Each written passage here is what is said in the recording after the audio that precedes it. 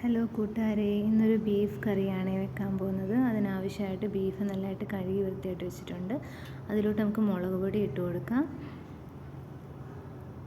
മല്ലിപ്പൊടി ഇട്ട് കൊടുക്കാം, ഉപ്പിട്ട് കൊടുക്കാം,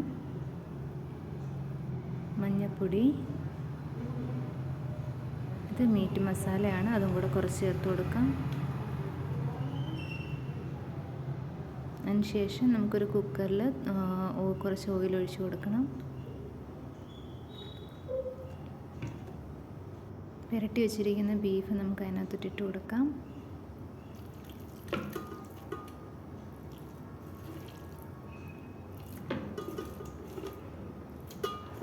ബീഫിൻ്റെ വേവ് അനുസരിച്ച് നമുക്ക് വിസിലിൻ്റെ എണ്ണം കൂട്ടാവുന്നതാണ്. ഞാനൊരു 15 വിസിലോളം ഞാൻ അടിച്ചിട്ടുണ്ട്. അതിനുശേഷം ചട്ടി ചൂടാകുമ്പോഴത്തേക്കും ഓയിൽ ഒഴിച്ചു കൊടുക്കാം. അതിലോട്ട് കറുവപ്പട്ട, ഏലക്ക, ഗ്രാമ്പു, ജീരകം ഇതെല്ലാം കൂടി ഇട്ട് കൊടുക്കാം. ഇഞ്ചി വെളുത്തുള്ളി ഇട്ട് കൊടുത്തു. നന്നായിട്ട് ഇളക്കണം. അതിലോട്ട് തേങ്ങാക്കൊത്ത് ഇട്ട് കൊടുക്കാം. 4 പച്ചമുളക് ഇട്ട് കൊടുക്കാം. സബോള അരിഞ്ഞ് വെച്ചിരിക്കുന്ന സബോള ഇട്ട് കൊടുക്കാം. ഉപ്പ് ചേർത്ത് കൊടുക്കാം.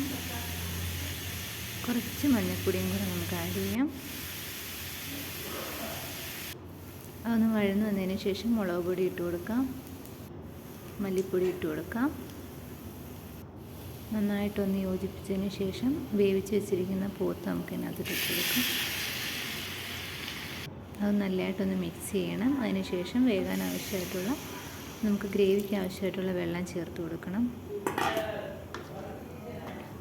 നന്നായിട്ടൊന്ന് ഇളക്കി കൊടുക്കാം.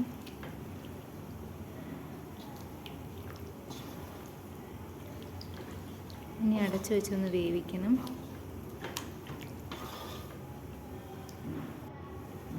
ലാസ്റ്റ് നമുക്ക് കുറച്ച് കുരുമുളക് പൊടി ആഡ് ചെയ്ത് കൊടുക്കാം.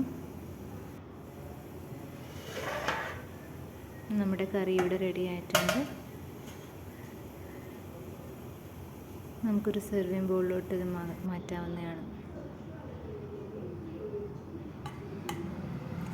എൻ്റെ വീഡിയോ എല്ലാവർക്കും ഇഷ്ടപ്പെടുന്നുണ്ട്. ലൈക്ക് ചെയ്യണം, സബ്സ്ക്രൈബ് ചെയ്യണം. ബൈ.